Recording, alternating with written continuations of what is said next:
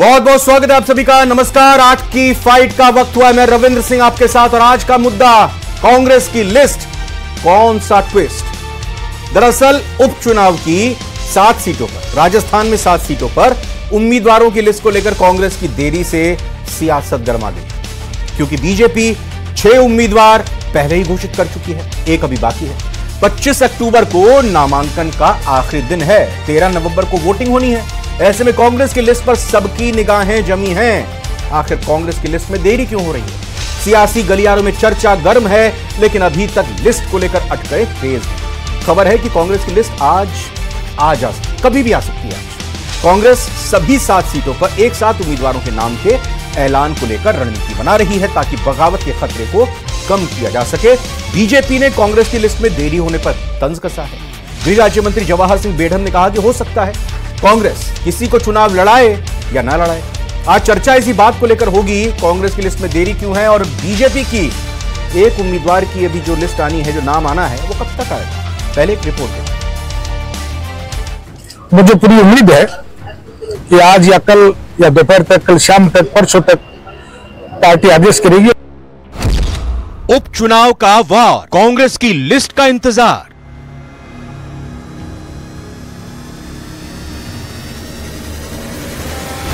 कांग्रेस की लिस्ट में देरी, उम्मीदवारों की धड़कनें तेज।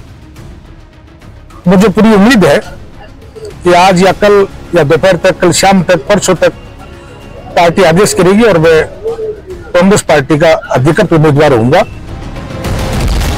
कांग्रेस की लिस्ट में देरी पर बीजेपी का तंज।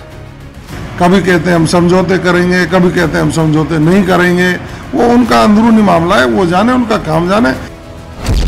हो सकता है कांग्रेस किसी को चुनाव लड़ाए या नहीं।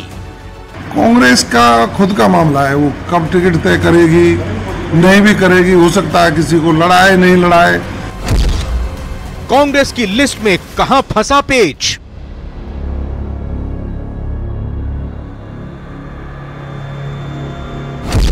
कांग्रेस की लिस्ट, कौन सा ट्विस्ट।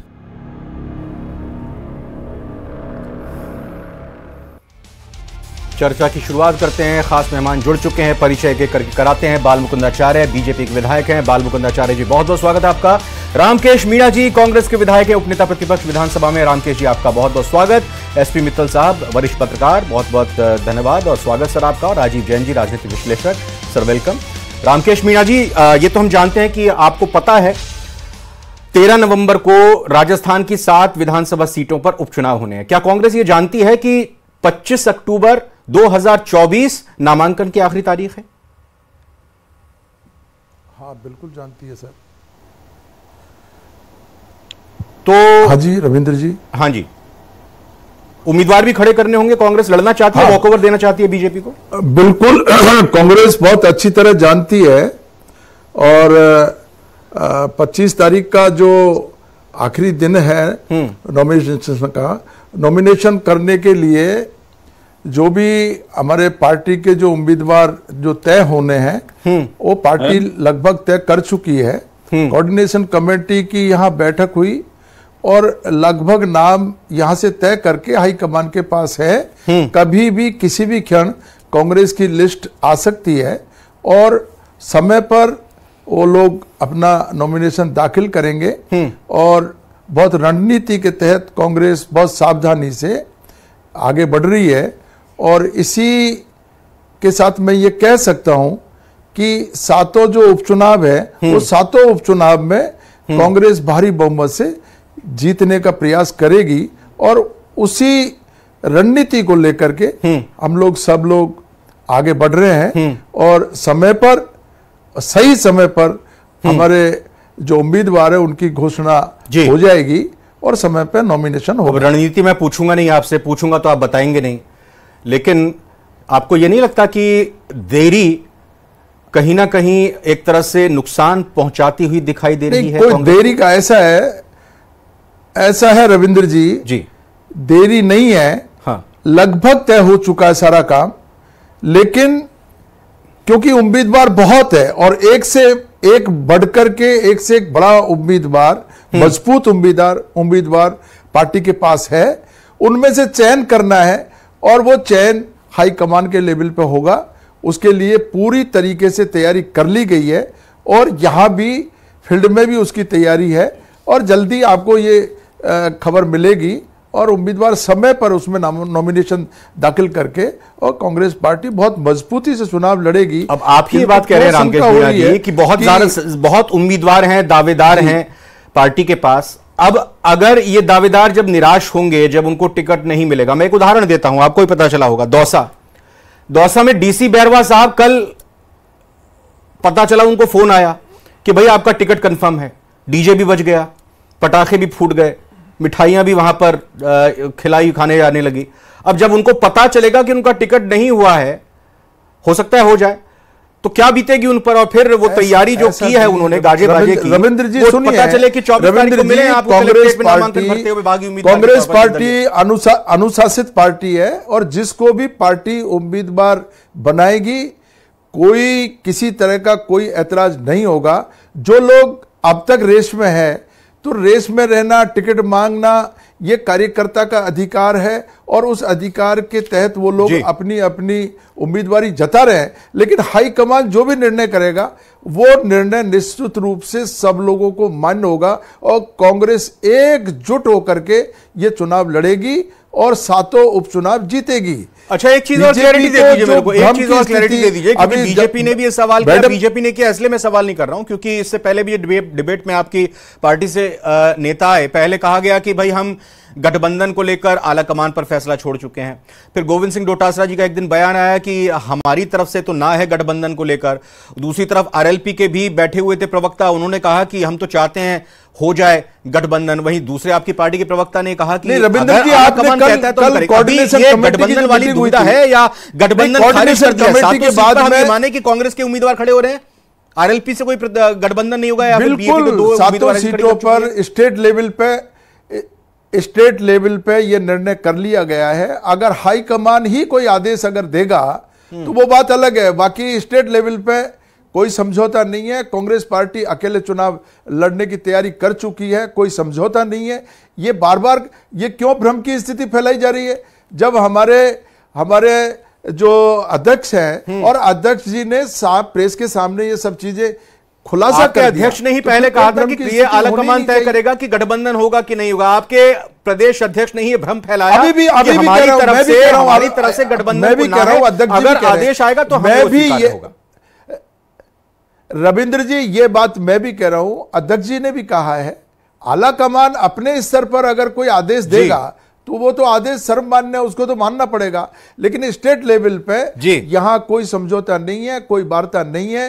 कांग्रेस अकेले चुनाव लड़ने की तैयारी कर रही है, उम्मीदवार लगभग तय हो गए हैं। पूरी तैयारी के साथ हम बाल मुकुंदाचार्य जी, मुझे एक सीट का बताइए, 84 सीट का क्या बीजेपी इंतजार कर रही है कि कांग्रेस के उम्मीदवार का जब नाम का ऐलान होगा उसी समीकरण के हिसाब से अपने प्रत्याशी को घोषित करेंगे? ये बदली हुई रणनीति का कारण क्या है? या फिर आप राजकुमार रौत को ऑक्सीजन देने का काम कर रहे हैं, उनके खिलाफ नहीं खड़ा करेंगे प्रत्याशी, ये आपकी रणनीति है? नहीं, बिल्कुल ऐसा नहीं है। ऐसा है श्रीमान, अभी कांग्रेस की जो स्थितियां हैं, जो कांग्रेस में कैंडिडेट नहीं मिल पा रहे हैं, ऐसा जयपुर में लोकसभा नहीं, अभी रामकेश ने कहा हमारे पास हर सीट पे बहुत उम्मीदवार हैं, उनका विरोध किया जा रहा है। इनकी स्थितियां ये थी कि कैंडिडेट जो है वो बदलने पड़ रहे थे या लड़ने वाला कह रहा था कि मेरे को लड़ाया जा रहा है। ये स्थिति अभी कांग्रेस में है। कांग्रेस में कैंडिडेट नहीं मिल पा रहे हैं और अंदर की अंतर कलह जो है उसकी वजह से भी कांग्रेस को पता है कि हार तो तय है, लेकिन अंतर कलह से वो हार थोड़ी बड़ी होगी। रही हमारे यहाँ के लगभग नाम सारे तय हैं, आपको पता ही है कि सब नाम तय है, तैयारी शुरू हो गई है, बिगुल बच चुका है और पूर्णतः सब लोग अपने अपने काम में जुट गए हैं। और रही बात वो एकाध का, तो वो भी आपको जल्दी से सूचना आ जाएगी, शुभ समाचार मिल जाएगा, ऐसा कुछ नहीं है। और हमारे यहाँ पर ये तो चुनावी मोड में चुनाव के समय होते हैं।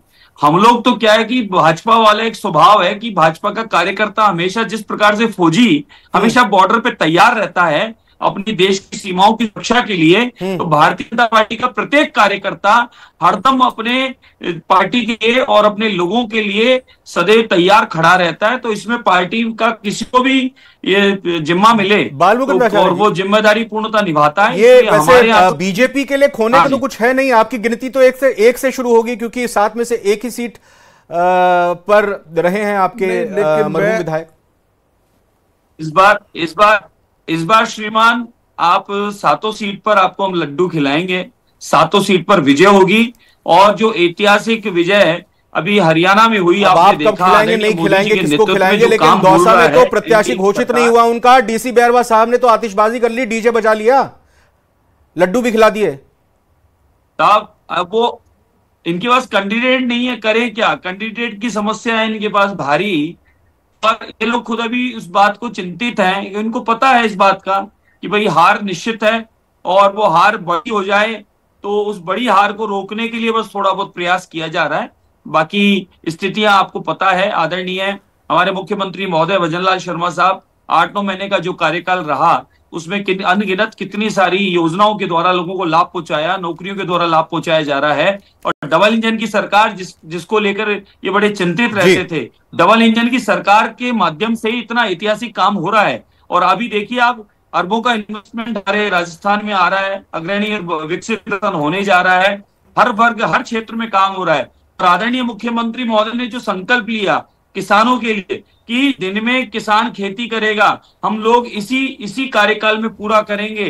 किसान को दिन में ही खेती की बिजली मिलेगी। तो आप ये मानकर चल रहे हैं कि सरकार ने, चालू कर दी, राज्य सरकार हो या फिर केंद्र सरकार हो, डबल इंजन की सरकार ने इतना बेहतरीन काम किया है कि 7 सीटें बीजेपी को मिलने वाली हैं। आप आश्वस्त हैं पूरी तरह से? अगर ये 7 सीटें नहीं आती, एक भी सीट कम रह जाती, तो इसका मतलब है कहीं कोई कमी रह गई, यही कह रहे हैं आप? कमी का कोई सवाल नहीं है, कमी का कोई सवाल नहीं है। राजस्थान की आश्वस्त है ना आप? कह रहे हैं कि 7 सीटें जीतेंगे, आशीर्वाद है देवतुल्य लोगों का। बिल्कुल 7 सीटें जीतना ही जीतना है, इसमें क्या विचार है? 7 सीटें पूर्णतः जीतेंगे, लोगों का पूर्णतः आशीर्वाद है। और काम बोल रहा है, विकास बोल रहा है राजस्थान का। 5 साल देखा है लोगों ने, कितना दुख भरा समय निकला है। 5 साल होटल में सरकारों का समय निकल गया, मुख्यमंत्री की कुर्सी को लेकर लड़ाई झगड़े चलते रहे, और 5 साल तक न कार्यकर्ताओं की सुनवाई हुई, न जनप्रतिनिधियों की हुई, और न जनता की हुई। और 5 साल किस प्रकार से पीछे की छोड़ दिया, और घोटाले जो है पता है। एसपी मित्तल साहब, मैं आपके पास आकर यह सवाल करना चाह रहा हूं कि युवाओं का भविष्य बर्बाद करना हो। 2023 विधानसभा चुनाव की अगर बात करें, बीजेपी ने पहले अपनी लिस्ट जारी की थी, कांग्रेस ने बाद में लिस्ट जारी की थी। 2018 के विधानसभा चुनाव की बात करें तो कांग्रेस ने अपनी लिस्ट पहले जारी कर दी थी। नतीजा हम सब जानते हैं कि 2018 में कांग्रेस ने सरकार बनाई, 2023 में सरकार गंवाई। कांग्रेस की तरफ से इन उपचुनावों को क्या गंभीरता से नहीं लिया जा रहा, या फिर ऐसी स्थिति ही बन गई है, एक रणनीति का हिस्सा है कि आखिरी वक्त में जाकर आप प्रत्याशी का ऐलान करो? नहीं रविंद्र जी, मुझे ऐसा लगता है कि आज क्या नाम से वायनाड में प्रियंका गांधी ने नामांकन किया है, और जो महाराष्ट्र के अंदर जो इनका विवाद चल रहा था वो आज सुलट गया है, और महाराष्ट्र के अंदर सहमति बन गई है तीनों क्या नाम से दलों के अंदर, कांग्रेस और शिवसेना और एनसीपी के बीच में। तो मुझे लगता है कि जो वरिष्ठ नेता है वहां से अब फ्री हो गए, और शायद आज रात को इस पर जरूर मंथन होगा या कल तक मंथन होगा। सर लेकिन सोनिया गांधी राज्यसभा से सांसद हैं राजस्थान से, उनके लिए प्राथमिकता में यही होना चाहिए, समय तो मिलना चाहिए ना इसके लिए भी। आज से पहले भी तो समय रहा होगा। देखिए मुझे रविंद्र, मुझे ऐसा लगता है कि कांग्रेस के लिए जो उपचुनाव है वो कोई ज्यादा महत्व नहीं रखते। आप ये कोई राजस्थान की बात नहीं है। आप उत्तर प्रदेश में भी देखेंगे तो उत्तर प्रदेश में भी नहीं हुआ है, और उत्तर प्रदेश में समाजवादी पार्टी ने 10 में से 7 उम्मीदवारों की घोषणा कर दिया। सर मेरा फिर दूसरा सवाल इसमें यह है, क्या इसमें फिर यह नैरेटिव नहीं जाएगा, अगर आप गंभीरता से चुनाव लड़ें और यह दिखाएं कि आप सत्तारूढ़ सरकार से ज्यादा सीटें हासिल करते हैं, यानी कि एक नैरेटिव बनाने की कोशिश आप कर सकते हैं कि जनता सरकार के खिलाफ है, विपक्ष के साथ है, इसको यूं भी तो देख सकते हैं। देखिए रविंद्र, मैं वही आगे आपकी बात पे आ रहा था। देखिए अब जब ये उपचुनाव शुरू हुआ तो आप देखिए कांग्रेस के हौसले बहुत बुलंद थे, और आपको ध्यान हो तो जो क्या नाम से भाजपा के जो प्रभारी हैं राधा मोहन अग्रवाल, उन्होंने ये भी कहा कि हमारे भाजपा के पास खोने को कुछ भी नहीं है, और सही भी है कि आप देखिए जो क्या नाम से 6 में से 5 सांसद जो है वो कांग्रेस अलायंस के हैं, जिसमें से 3 कांग्रेस के और 2 एक आरएलपी और एक बीएपी के सांसद है, और एक क्या नाम से जो रामगढ़ में जो निधन हो गया जुबेर खान साहब का, वो भी कांग्रेस की। कांग्रेस की स्थिति शुरू में बिल्कुल मजबूत थी, इसमें कोई दो राय नहीं, और इसीलिए डोटासरा साहब ने कहा भी कि हम साथ के साथ सीटें जीतेंगे। लेकिन इसके बाद में जब हालात बदले तो हमने देखा कि जो उनका अलायंस है उसमें फूट पड़ गई। आरएलपी ने कुछ कहा, बीएपी ने अपने 2 उम्मीदवार घोषित कर दिए। आरएलपी ने कह दिया है कि कीमसर में और देवली में हमसे समझौता नहीं हुआ तो हम झुंझुनू और रामगढ़ में भी अपने उम्मीदवार उतारेंगे। अभी तक भी समझौता नहीं हुआ है। मुझे लगता है कि क्या नाम से जो कांग्रेस की जो सूची जो विलंब हो रही है, उसके पीछे कारण यही है कि जो क्या नाम से सहयोगी दलों ने जो तेवर दिखाए वो क्या नाम से कांग्रेस के लिए चिंताजनक है। इसके साथ ही देखिए एक बात और है, जब क्या नाम से भारतीय जनता पार्टी ने अपने उम्मीदवार की घोषणा करी तो हमने देखा 3 स्थानों पर बगावत हुई, लेकिन 2 दिन के अंदर उस बगावत को थाम लिया गया। वहीं हम यदि कांग्रेस की स्थिति देखते हैं तो क्या नाम से देवली उनियाना के अंदर जो कांग्रेस के जो सांसद रहे पहले वहां पर मीणा साहब, उन्होंने खुद ने ये कहा कि मेरे भाई ने मेरे को धोखा दिया। जो अभी एट प्रेजेंट वहां पे सांसद है हरीश मीणा, उनके लिए कह दिया कि मेरे भाई ने मुझे धोखा दिया। ऐसे ही आप नमो नारायण जी ने, ऐसे ही आपको ध्यान हो तो ये जो क्या नाम से दौसा वाली सीट है, दौसा में जो सांसद है मुरारी लाल जी, उन्होंने ये कहा कि अच्छा होता कि यहाँ की कांग्रेस कमेटी ये तय करती कि सांसद जो फैसला करेंगे हम स्वीकार करेंगे। तो ये जो क्या नाम से पीड़ा मुझे लगता है कांग्रेस के नेताओं को उभर के आई है, वो भी शायद कांग्रेस के लिए चिंताजनक। राजीव जैन जी, बीजेपी जिस रणनीति के हिसाब से चली कि परिवार के लोगों को टिकट दिया, सहानुभूति फैक्टर को कंसिडर किया, और दूसरी तरफ जो बगावत कर चुके हैं लेकिन जिताऊ उम्मीदवार हैं और पार्टी में वापस आ चुके हैं, या जिन्होंने बगावत नहीं भी की टिकट ना मिलने पर, मतलब एक ऐसा मिश्रण तैयार करके टिकट दे दिया समय रहते हुए, और उसके बाद जो भी बागी हुए, नाराज हुए, आपने उनको समय रहते मना लिया। ये रणनीति सही काम करती जा रही है बीजेपी के लिहाज से? जल्दी टिकट घोषित करने पर कांग्रेस की रणनीति क्या कारगर साबित होगी लेट टिकट के ऐलान को लेकर? नहीं, देखिए बीजेपी ने तो बहुत पहले घोषित कर दिए उम्मीदवार, और जो बगावत हुई उसको समय रहते संभाल भी लिया। अब कांग्रेस के सामने चुनौती है, क्योंकि ज्यादातर उपचुनावों में सत्ताधारी दल का पलड़ा भारी रहता है, इसमें कोई दो राय नहीं। भले ही ये 7 में से 6 सीटें विपक्ष की हैं, लेकिन फिर भी जो उपचुनाव हो रहे हैं, बीजेपी 2013 में सत्ता में रहते हुए भी नहीं उपचुनाव जीत पाती थी। हाँ, वो एक अलग स्थितियां हैं, लेकिन जो अभी का माहौल है, अब वो परिस्थितियां क्या बनती हैं, चुनाव क्या होते हैं। कांग्रेस में निश्चित तौर पर गुटबाजी है, उसमें कहाँ टिकट देना, टिकट तो उनके वैसे फाइनल है, लेकिन उनको बगावत का बहुत बड़ा डर है। कहीं ना कहीं जैसे झुंझुनू सीट पे ही अल्पसंख्यक समुदाय ने उनके सामने एक चुनौती पेश कर दी कांग्रेस के सामने कि टिकट हमें दो, एक ही परिवार के व्यक्ति को टिकट दिया जाता है, तो वहां टिकट तो देना भोला परिवार में ही है, लेकिन वहां ये समय रहते बगावत को कहीं थाम ले, टिकट में देरी करके, घोषणा में देरी करके। इसी तरह के देवली उनियारा और दौसा की सीट का है, तो पार्टी के सामने कई तरीके की चुनौतियां कांग्रेस के सामने। और गुटबाजी जो उनकी है, जो गहलोत वर्सेस पायलट की गुटबाजी, जहाँ इससे उपचुनावों में 3 सीटों पे सीधा सीधा जो समर्थक हैं, पायलट समर्थक हैं, उनको टिकट दिया जाना है। तो जहां तक रजामंदी की बात है, पायलट जो ये अभी रामकेश जी अभी कह रहे थे, ये खुद उस कोऑर्डिनेशन कमेटी में शामिल थे, वहां पायलट साहब आए नहीं। अब बहाने तो लगा सकते हैं कि वो अन्य जगह व्यस्त थे, लेकिन राजस्थान में उन्होंने एक दिन पहले ही जो प्रभारी महासचिव है रंधावा जी, उनको कुछ कह दिया कि क्या किसका टिकट करना है, क्या नहीं होना है।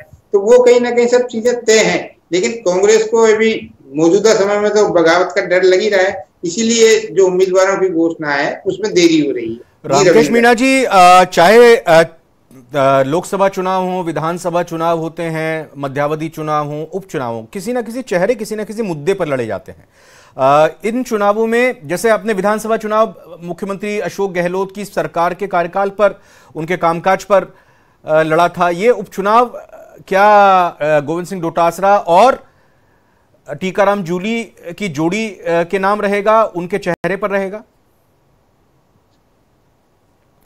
रविंद्र जी देखो, मैं पहले तो आपको ये निवेदन कर दूं कि अब तक जितने भी बाई इलेक्शन हुए हैं जी, लगभग हमेशा हर चुनाव में कांग्रेस अपने बढ़त बनाए रखी है। ठीक है, मैंने कहा इस चाहे वसुंधरा जी की सरकार थी, उस समय भी बाई इलेक्शन हुए, उस समय भी कांग्रेस बढ़त में थी। और अब रणनीति के तहत जो हम काम कर रहे हैं, मुझे पूरी उम्मीद है कि हम ये 7 की 7 सीटें फिर जीतेंगे।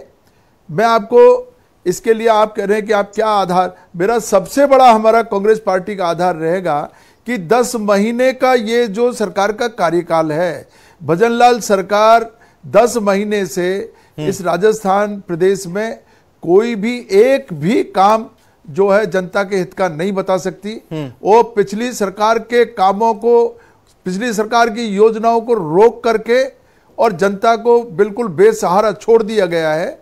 हर स्तर पर ये सरकार फेल है जी। आप किसी भी कानून व्यवस्था को ले लीजिए, चाहे विकास के मामले को ले लीजिए, बिजली पानी के मुद्दे को ले लीजिए, हाँ। ERCP का पूर्वी राजस्थान का मुद्दा है। अच्छा, उसमें ये सरकार पूरी तरीके से फेल हो चुकी ये है। राजीव जैन तो साहब जो है, उत्सुकता है उनके मन में, वो एक सवाल पूछना चाह रहे थे, मेरे अंदर भी जिज्ञासा जाग गई। ये कोऑर्डिनेशन कमेटी की बैठक में सचिन पायलट नहीं आए? नहीं, सचिन पायलट साहब, आपको पता है सचिन पायलट साहब को पूरे देश में कई प्रदेशों में पार्टी का काम करने के हाँ, लिए वो अधिकृत किया हुआ अशोक है। गहलोत जी भी और उनके पास महाराष्ट्र बहुत में जा रहे हैं सारे काम करने के लिए, उनको भी जिम्मेदारी सचिन पायलट दी साहब की। नहीं, सचिन पायलट साहब पूरे देश में पार्टी के काम को देख रहे हैं, उनकी यहाँ उपस्थिति नहीं, इसको कोई मुद्दा हम नहीं बनाया जा सकता है, हम नहीं बनाएंगे इसको। पार्टी ने पूरी तरीके से कोऑर्डिनेशन कमेटी में एक राय होकर के और पूरा निर्णय किया है। एक एक सीट पर बहुत लंबा विचार विमर्श हुआ है। और मैं बीजेपी में जो अंतरकलह है, वो अंतरकलह को मैं आपके सामने रखना चाहूंगा। नरेंद्र मीणा को हेलीकॉप्टर से लाने का प्रयास कर रहे हैं। जया आहूजा उनको मनाने की कोशिश की जा रही है, चाहे शंकरलाल शर्मा को हो चाहे विजय बैंसला को। रविंद्र जी, देखिए कांग्रेस के, मैंने पहले भी कहा कि जो स्थिति शुरू में थी वो तो मजबूत नजर आ रही थी, लेकिन जिस तरीके से अलायंस के अंदर जो सामने आई है, ये विजय बैंसला साहब इसको भूलेंगे तो ये आप बोलिए, रखिए अपनी बात, आप ही की बात जा रही है सर। जो फूट सामने आई है, मुझे लगता है कि कांग्रेस के लिए वो चिंताजनक है। और यदि हाईकमान अपने स्तर पर कोई निर्णय ले ले, RLP से कोई समझौता कर ले और या बीजेपी को ये अलाउ दे कि बिल्कुल लास्ट कमेंट सर जल्दी से मैं ले लेता हूं जैन साहब आपसे, ये अगर कांग्रेस अलायंस कर पाती बीएपी से और RLP से तो एक मजबूती मिलती जैन साहब। कांग्रेस को मजबूती मिलती और कांग्रेस के लिए सुखद स्थिति भी होती, क्योंकि उसको 5 सीटों पे चुनाव लड़ना पड़ता, 2 सीटें दूसरे के खाते में जाती। यदि वो वहां कोई विपरीत परिणाम आते तो वो सहयोगी दलों के खाते में, और इसके दूरगामी असर भी पड़ते। और ये भी सामने आता कि कांग्रेस अगर इंडिया गठबंधन की केंद्र में बात करती है तो वो उपचुनावों में भी और विधानसभा में भी, जैसे महाराष्ट्र में और झारखंड में अपने साथी संगियों को लेकर साथ चल रही है, आगे बढ़ रही है, उसी तरह से एक संदेश यहां पर भी जाता। बहरहाल कांग्रेस की अपनी रणनीति है, रामकेश मीणा जी यही कह रहे हैं कि रणनीति ऐसी है हमारी जिसको जब सामने आकर पता चलेगा तो फिर ये साफ तौर पर दिखाएगी कि उपचुनावों में कांग्रेस का जो ट्रैक रिकॉर्ड रहा है बेहतरीन प्रदर्शन करने का, वो हम दोहरा पाएंगे। बीजेपी अपनी तरीके से कह रही है कि हम 7 सीटों पर बेहतरीन प्रदर्शन करेंगे सरकार के कामकाज को लेकर। बहरहाल चर्चा आगे भी इस मुद्दे पर जारी रहेगी, लेकिन आज की 8 की फाइट में फिलहाल